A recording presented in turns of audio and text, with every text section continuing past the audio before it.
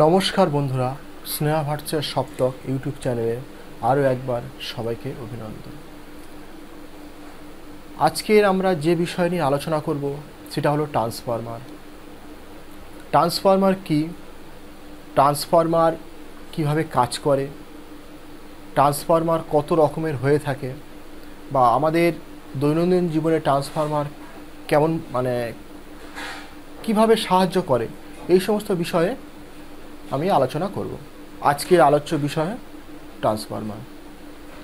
তাই যাই হোক, শুরু করার পূর্বে আরও একবার অনুরোধ, আমার এই চ্যানেলে যদি নতুন হয়ে থাকো তাহলে অবশ্যই এই চ্যানেলটিকে সাবস্ক্রাইব করবেন, সঙ্গে বেল আইকনটি দাবিয়ে রাখবেন, যাতে আমার এই চ্যানেলে নতুন কোনো ভিডিও যখনই আপলোড হবে সেই ভিডিওর আপ টু ডেট সব যেন তোমাদের কাছে পৌঁছে যেতে পারে।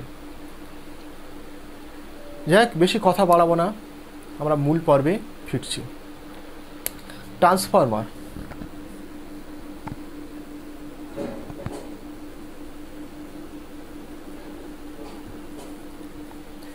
ট্রান্সফরমার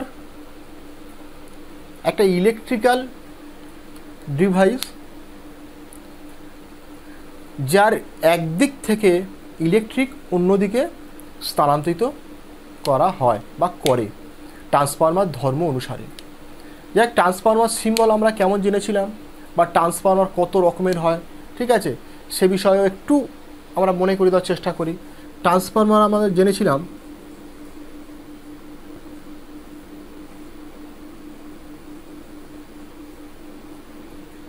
ঠিক সিম্বলটা এইরকমই।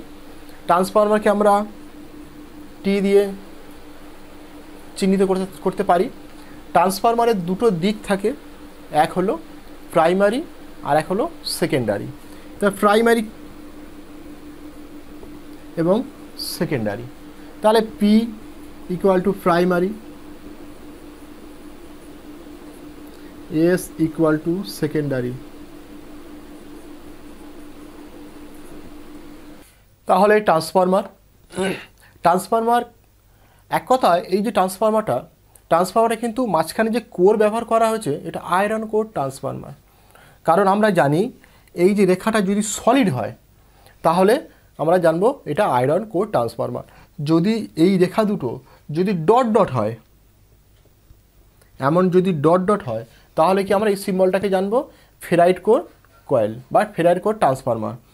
আচ্ছা, এটাকে যদি একেবারে কিছুই যদি না থাকে তখনই আমরা কি বলবো, এই সিম্বলটাকে এয়ার কোর ট্রান্সফরমার। তাই যাই হোক, আমরা যে ট্রান্সফরমার নিয়ে আলোচনা করছিলাম মূলত আয়রন কোর ট্রান্সফরমার, ঠিক আছে। তাহলে এই আয়রন কোর ট্রান্সফরমার প্রাইমারি এবং সেকেন্ডারি দুটো দিক থাকে, ঠিক আছে। শুধু আয়রন কোর ট্রান্সফরমার বলবো না, আয়রন কোর হতে পারে, ফেরাইট কোর হতে পারে, কিংবা এয়ার কোরও হতে পারে। তাহলে ট্রান্সফরমার বেসিক্যালি কী কাজ না, ট্রান্সফরমারের ঠিক নামের মধ্যে কিন্তু লুকিয়ে আছে এর কাজ, ট্রান্সফার করা। ট্রান্সফরমারের কাজ হলো ট্রান্সফার করা। কি, কাকে ট্রান্সফার করে না, একদিকের ইলেকট্রিকটা নিয়ে অন্যদিকে ট্রান্সফার করা, বা প্রাইমারি হতে পারে কিংবা সেকেন্ডারি হতে পারে। যদি প্রাইমারি থেকে যদি আমরা কোনো কারেন্ট সোর্স যদি অ্যাপ্লাই করি, সেকেন্ডারিতে কী করবে, ট্রান্সফার করবে।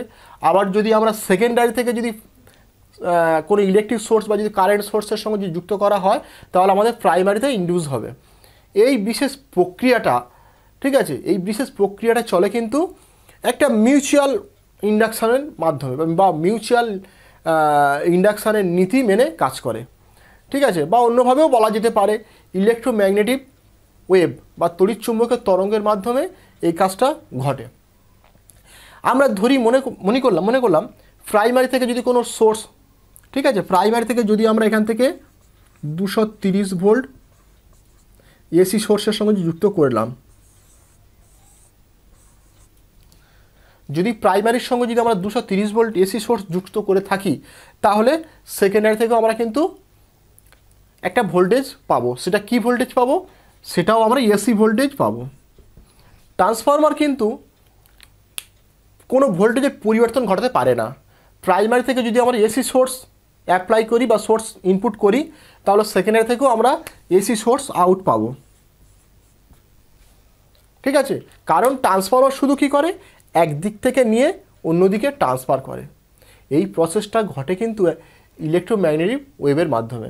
ঠিক আছে, যেহেতু আমাদের একটা কয়েলের মধ্যে যখনই সাপ্লাই প্রয়োগ করছি, সেই কয়েলটা কার গায়ে জড়ানো আছে না, একটা কাঁচা লোহার দণ্ডের উপরে জড়ানো আছে। সঙ্গে সঙ্গে সেই কাঁচা লোহার দণ্ডটা একটা ম্যাগনেটিক ফিল্ড তৈরি হয়ে যাবে ওর ভিতরে, বা কয়েলের মধ্যে ম্যাগনেটিক ফিল্ড তৈরি হবে। ওই ফিল্ডের মধ্যে যেহেতু সেকেন্ডারি কয়েলটাও প্রবেশ করানো রয়েছে, অর্থাৎ সেখানেও কিন্তু প্রাইমারি ভোল্টেজটা সেকেন্ডারিতে ইনডিউসড হবে। এই প্রসেসটা যদি আবার সেকেন্ডারিতেও যদি আমরা ভোল্টেজ যদি সোর্সের সঙ্গে যুক্ত রাখি, তাহলে প্রাইমারিতে ভোল্টেজ চলে আসবে বা কারেন্ট সাপ্লাই চলে আসবে। ঠিক আছে, তাহলে এখানে কি জানা গেল না, ট্রান্সফরমার মেনলি প্রকৃতপক্ষে ট্রান্সফারের কাজটা করছে। ঠিক আছে, তবে অনেকের ধারণা ট্রান্সফরমার থেকে আমরা ডিসি পাই না, ট্রান্সফরমার থেকে আমরা সবসময়ের জন্য এসি সাপ্লাই আউট পাই। ঠিক আছে, অতএব আমরা এই ট্রান্সফরমার কিন্তু ব্যবহারিক দিক থেকে অনেক রকমভাবে আমাদের সাহায্য করে। ইনভার্টারের ক্ষেত্রে ব্যবহার করি, সেক্ষেত্রে কী হয় না, আমরা ব্যাটারি সোর্সের সঙ্গে ট্রান্সফরমার যুক্ত থাকে এবং আউটপুট থেকে আমরা কি পাই, এসি পাই। তবে এক্ষেত্রে ট্রান্সফরমার সঙ্গে কিন্তু ব্যাটারি সোর্স যুক্ত থাকে ঠিকই, তবে সেটা ট্রিগারিংয়ের মাধ্যমে ট্রিগার করা হয়। যদি কোনো ট্রান্সফরমার মধ্যে সরাসরি ডিসি সাপ্লাই দিয়ে রাখা হয়, তাহলে ডিসি সাপ্লাই দিলে ট্রান্সফরমারটা খারাপ হয়ে যেতে পারে বা পুড়েও যেতে পারে। কারণ আমরা জানি কয়েল কি করে, এসিকে বাধা দেয়, কিন্তু ডিসির জন্য কয়েল সরাসরি একটা শর্ট সার্কিট বা ব্লক বলে ভুল হবে, একটা শর্ট সার্কিট। তাহলে কয়েলের মধ্যে থেকে যদি আমরা ডিসি সোর্স দিই, তাহলে কয়েলটা পুড়ে যাওয়ার সম্ভাবনা সর্বাধিক থাকে। ঠিক আছে, তাহলে যাই হোক, আমরা এবারে জানবো ট্রান্সফরমার কত রকমের হয়। ট্রান্সফরমার কিন্তু ভিন্ন রকমের হয়ে থাকে। যেমন ট্রান্সফরমার যেমন ব্যবহারিক দিক থেকে ওকে ভাগ করা যেতে পারে, ভোল্টেজের দিকে ওকে ভাগ করা যেতে পারে, ইলেকট্রিক্যাল সাপ্লাইয়ের দিক থেকে ওকে ভাগ করা যেতে পারে। এইভাবে ট্রান্সফরমারকে ভাগ করা যায়। আবার ট্রান্সফরমার কোর অনুসারেও ভাগ করা যেতে পারে। আবার দেখা যাবে কি বলবো, পাওয়ার সাপ্লাইয়ের দিক থেকেও এর ব্যবহার। যাই হোক, তাহলে আমরা জানবো প্রথমত এক এক করে জানি না কোর হিসেবে। ঠিক আছে, ট্রান্সফরমার কোর হিসেবে আমরা ভাগ করতে পারি, আবার ট্রান্সফরমারের ভোল্টেজ অনুসারেও ভাগ করতে পারি। তাই যাই ভোল্টেজ অনুসারে আমরা ট্রান্সফরমার ভাগ করব 3 রকমের। ঠিক আছে না, কি 1 নম্বরে পাচ্ছি স্টেপ আপ ট্রান্সফরমার। 1 নম্বর পাচ্ছি স্টেপ আপ ট্রান্সফরমার, 2 নম্বরে পাচ্ছি স্টেপ ডাউন ট্রান্সফরমার, এবং 3 নম্বরে পাচ্ছি অনেকে বলে অটো ট্রান্সফরমার, আবার অনেকে বলে আইসোলেশন ট্রান্সফরমার। তাহলে যাই হোক, আমরা এখানে অটো ট্রান্সফরমার হিসেবে ডেকে থাকব।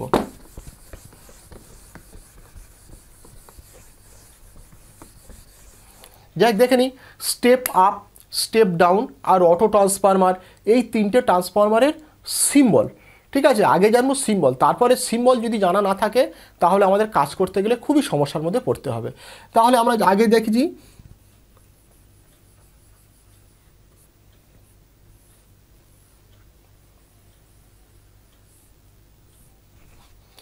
এই ট্রান্সফরমার সিম্বল আমরা আগেও দেখেছি।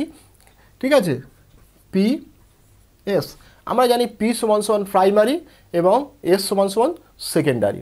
তাহলে প্রাইমারি কয়েলটা ভালো করে লক্ষ্য করে দেখা যাবে যে প্রাইমারি কয়েলটা কিন্তু সেকেন্ডারি কয়েল অপেক্ষায় অনেক বেশি পাক সংখ্যা দ্বারা গঠিত, বা কয়েলটা অনেক বড় এবং সেকেন্ডারিতে অনেক ছোট।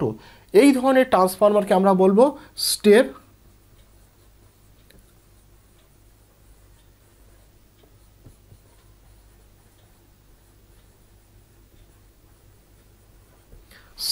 Down transformer. অতএব এই ট্রান্সফরমারের যদি কোনো এসি ভোল্টেজের সঙ্গে যুক্ত করা হয়, প্রাইমারি থেকে আমরা যে ভোল্টেজ সোর্স দেব, ঠিক আছে, তার থেকে অনেক কম সাপ্লাই আমরা সেকেন্ডারি থেকে পাবো। এই মতো আমরা এই ট্রান্সফরমারটা ডিজাইন করে থাকি। যদি আমরা 230 ভোল্ট এসির সঙ্গে যদি যুক্ত করে থাকি,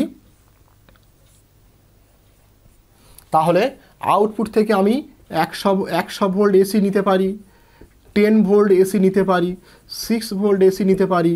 ঠিক আছে, অতএব 230-এর নিচে যাবতীয় ভোল্টেজ নেওয়া হলে তখন আমরা সেই ধরনের ট্রান্সফরমারকে বলে থাকবো স্টেপ ডাউন ট্রান্সফরমার। তাহলে জানা গেল স্টেপ ডাউন ট্রান্সফরমার সিম্বলটা কেমন, বা স্টেপ ডাউন ট্রান্সফরমার যদি বলা কাকে বলা হয়, যে স্টেপ ডাউন ট্রান্সফরমার তখনই বলা হবে যে ট্রান্সফরমারের প্রাইমারি কয়েল সেকেন্ডারি কয়েল অপেক্ষায় বেশি টার্নস যুক্ত বা অধিক বেশি লম্বা হয়ে থাকে, সেই ধরনের ট্রান্সফরমারকে আমরা বলবো কি না স্টেপ ডাউন ট্রান্সফরমার। আর স্টেপ ডাউন ট্রান্সফরমার কি কাজ করে না, প্রাইমারি কয়েলে আমরা যে সোর্স ইনপুট করব বা যে পরিমাণ ভোল্টেজ ইনপুট করব তার থেকে কম ভোল্টেজ আমরা সেকেন্ডারি থেকে নিয়ে থাকি বা নিয়ে থাকবো, এই ধরনের ট্রান্সফরমারকে আমরা বলবো স্টেপ ডাউন ট্রান্সফরমার। তাহলে এবার স্টেপ ডাউন হয়ে গেল, এবার আসবো step up transformer. Step up transformer ঠিক কেমন?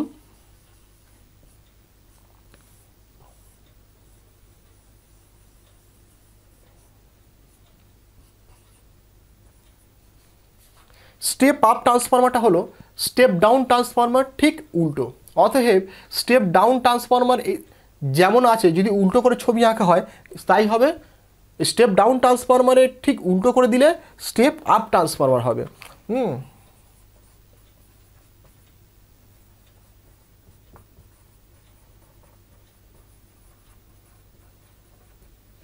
ট্রান্সফরমার, এই ট্রান্সফরমারের প্রাইমারি কয়েলটা হবে ছোট, সেটা কার তুলনায় সেকেন্ডারি কয়েলের অপেক্ষায়। তার মানে এখানে কি হলো, যে ট্রান্সফরমারের প্রাইমারি কয়েল সেকেন্ডারি কয়েল অপেক্ষায় কম টার্নস যুক্ত বা ছোট হবে সেই ধরনের ট্রান্সফরমারকে আমরা স্টেপ আপ ট্রান্সফরমার বলে থাকি। এই ট্রান্সফরমারের কাজ কি, যদি আমরা এই ট্রান্সফরমারের প্রাইমারিতে যে পরিমাণ ভোল্টেজ সোর্সের সঙ্গে যুক্ত রাখবো বা সোর্স অ্যাপ্লাই করা হবে তার থেকে অধিক সাপ্লাই যদি আমরা সেকেন্ডারিতে পেয়ে থাকি, ঠিক আছে, তাকে আমরা বলতে পারবো স্টেপ আপ ট্রান্সফরমার। বা স্টেপ আপ ট্রান্সফরমার কাজ হয়ে যাবে কি তখন, যে আমরা অল্প ভোল্টেজকে বেশি পরিমাণ ভোল্টেজে, এবার কী বলবো, কম ভোল্টেজ থেকে বেশি পরিমাণ ভোল্টেজে রূপান্তরিত বা করে আমরা এই ট্রান্সফরমার থেকে নিতে পারি। যেমন ধরি না কেন, এই ট্রান্সফরমার যদি আমরা 10 ভোল্ট এসির সঙ্গে যদি যুক্ত করা হয়, যদি যুক্ত করা হয় আউটপুট থেকে আমরা 11 ভোল্টও পেতে পারি এসি, আবার 110 ভোল্টও এসি পেতে পারি, আবার 220 ভোল্টও এসি পেতে পারি। এটা সম্পূর্ণ নির্ভর করা হয় ট্রান্সফরমার রেশিওর উপরে, বা ট্রান্সফরমার যখন ডিজাইন করা হবে তার পাক, ঠিক আছে, ট্রান্সফরমার পাক সংখ্যার উপর নির্ভর করবে যে কত ভোল্টেজ আমরা ইনপুটে দেবো এবং কত ভোল্টেজ আমরা আউটপুট থেকে পাবো। তো সে যাই হোক, তাহলে আমরা এখান থেকে জেনে গেলাম স্টেপ ডাউন ট্রান্সফরমারের কাজ বা স্টেপ ডাউন ট্রান্সফরমারের সিম্বল, আর স্টেপ আপ ট্রান্সফরমারের কাজ এবং স্টেপ আপ ট্রান্সফরমারের সিম্বল, দুটো ট্রান্সফরমারের কাজও জেনে গেলাম। তবু আরও একবার একটু মনে করে দিই, স্টেপ ডাউন ট্রান্সফরমার কী করে, বেশি ভোল্টেজ থেকে কম ভোল্টেজে স্থানান্তর করে, ঠিক আছে, বা রূপান্তর করে। আর স্টেপ আপ ট্রান্সফরমার কি হয়, কম ভোল্টেজ থেকে বেশি ভোল্টেজে স্থানান্তরিত বা রূপান্তর করে। এই দুটো ট্রান্সফরমারের কাজ একটু ভিন্ন। ভিন্ন বলতে গেলে স্টেপ ডাউনের যা কাজ স্টেপ আপের ঠিক তার উল্টো কাজ। তাহলে জানা গেল। এবার আমরা জানবো অটো ট্রান্সফরমার। ঠিক আছে, অটো ট্রান্সফরমারটা সেটা আবার কীরকম না, এই দুটো কাজ যে ট্রান্সফরমারের মধ্যে একসঙ্গে ঘটানো যায়। অটো ট্রান্সফরমার কী হবে, এই দুটো কাজ, অতএব ভোল্টেজ কমানো এবং বাড়ানো, এই দুটো কাজ একসঙ্গে ঘটে যে ট্রান্সফরমার মাধ্যমে, সেই ট্রান্সফরমারকে আমরা বলবো auto transformer. Auto transformer mainly ব্যবহার করা হয় স্টেবিলাইজারের ক্ষেত্রে ব্যবহার করা হয়ে থাকে, যেটা ম্যানুয়াল স্টেবিলাইজারে, ঠিক আছে। আবার ঠিক আছে, সেখানে দেখা যাচ্ছে কি ঠিক ট্রান্সফরমারটার সিম্বল,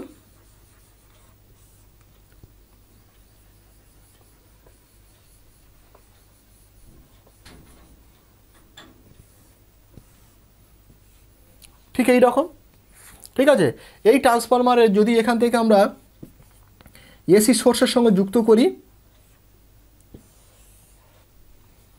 যদি এসি সোর্সের সঙ্গে যদি আমরা যুক্ত করতে থাকি, তাহলে আউটপুট থেকে আমরা বিভিন্ন রকমের ভোল্টেজ পাবো।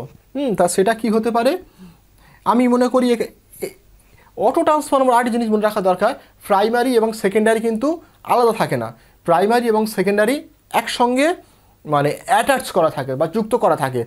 ঠিক আগে যেমন আমাদের কয়েলে ছিল কি এইভাবে কাটা ছিল, কিন্তু অটো ট্রান্সফারের ক্ষেত্রে এইভাবে কি করা যুক্ত করা হয়। তাহলে এই হলো তার সিম্বল।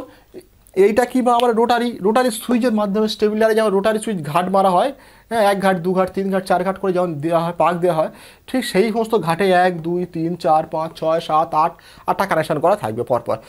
সেক্ষেত্রে কী হয় ভোল্টেজটা কমানোও সম্ভব ম্যানুয়ালি, আবার ভোল্টেজটা বাড়ানো সম্ভব। তাহলে আমরা জানলাম ট্রান্সফরমারের ভোল্টেজ অনুসারে ট্রান্সফরমারকে আমরা 3 ভাগে ভাগ করতে পারি, এবং সেই 3টে ভাগ নিয়েও আমি আলোচনা করলাম।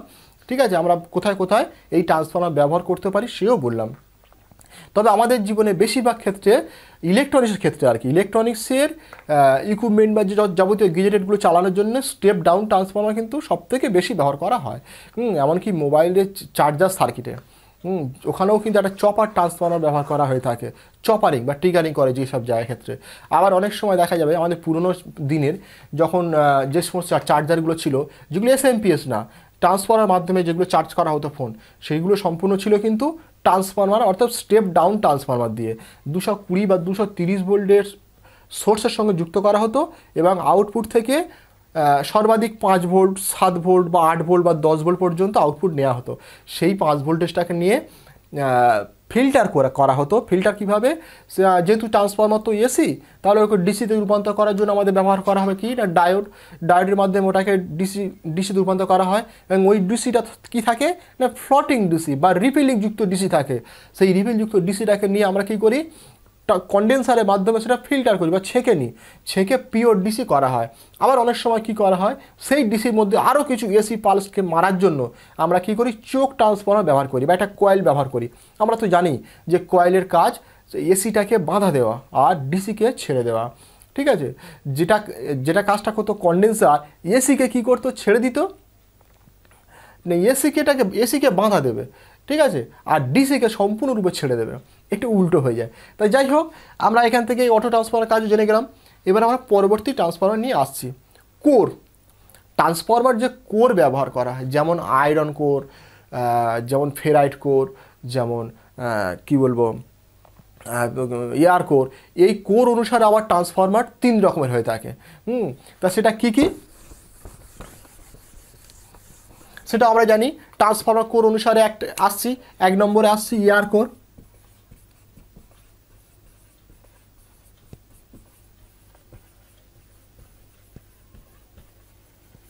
এয়ার কোর ট্রান্সফরমার, অথবা এয়ার কোর ট্রান্সফরমার কি, এই ট্রান্সফরমারের যে কয়েল থাকে না, প্রাইমারি কয়েল আর সেকেন্ডারি কয়েল, প্রাইমারি কয়েল আর সেকেন্ডারি কয়েলের মাঝখানে কোনো মানে কি বলবো কোর যেটাকে বলছে ব্যবহার করা হয় না, যেমন আয়রন কোর লোহা হতে পারে বা ফেরাইট হতে পারে, এগুলো ব্যবহার করা হয় না। আচ্ছা, দ্বিতীয়ত কি আসছি না আয়রন কোর।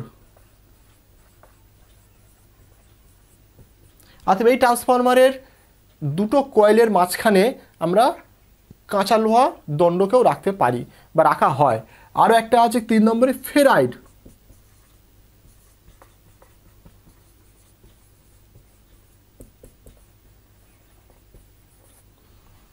আয়রন কোরের পরে হলো ফেরাইট কোর কয়েল। এই ফেরাইট কোরটা বেশিরভাগ ব্যবহার করা হয়ে থাকে কিন্তু আমাদের যত এসএমপিএস জনিত সার্কিট আছে, সেই সমস্ত সার্কিটের যে ট্রান্সফরমার ব্যবহার করা হয়, সেই ট্রান্সফরমারের মধ্যে ফেরাইটটা ব্যবহার করা হয়, কারণ খুব ভালো কাজ করে এই ফেরাইট। তারপর যাওয়া আসছি ব্যবহারিক দিক থেকে আবার ট্রান্সফরমার 2 রকমের আমরা বলে থাকি। 1 নম্বরে আসছে কি না ডিস্ট্রিবিউশন ট্রান্সফরমার। ঠিক আছে, 1 নম্বরে আসছি ডিস্ট্রিবিউশন ট্রান্সফরমার, যেটা আমরা এখানে দেখাচ্ছি। আর 2 নম্বরে আসছে কি পাওয়ার ট্রান্সফরমার। তাহলে 1 নম্বরে এলাম ডিস্ট্রিবিউশন ট্রান্সফরমার, 2 নম্বরে এলাম না পাওয়ার ট্রান্সফরমার। এবার আসবো কি না ইলেকট্রিক্যাল সাপ্লাই অনুসারে ট্রান্সফরমার। আরও একটা দিক আছে, ইলেকট্রিক্যাল সাপ্লাই অনুসারে আবার ট্রান্সফরমারকে 2 ভাগে ভাগ করব। সেটা কি 1 নম্বরে আসবো সিঙ্গেল ফেজ ট্রান্সফরমার। ঠিক আছে, ইলেকট্রিক্যাল সাপ্লাই অনুসারে যখন ট্রান্সফরমারকে 2 ভাগ করছি, সিঙ্গেল ফেজ ট্রান্সফরমার। তাহলে 1 নম্বরে আসছে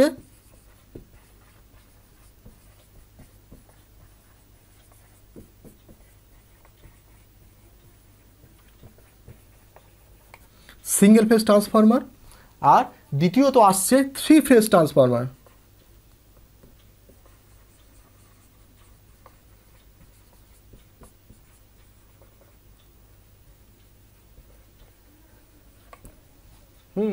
তাহলে এখানে সিঙ্গেল ফেজ আর থ্রি ফেজটা কী হলো, যে সমস্ত ট্রান্সফরমারের ঠিক আছে একটাই ফেজ বা একটাই পজিটিভ ইনপুট করা হয় সেই ধরনের ট্রান্সফরমার হবে সিঙ্গেল ফেজ ট্রান্সফরমার।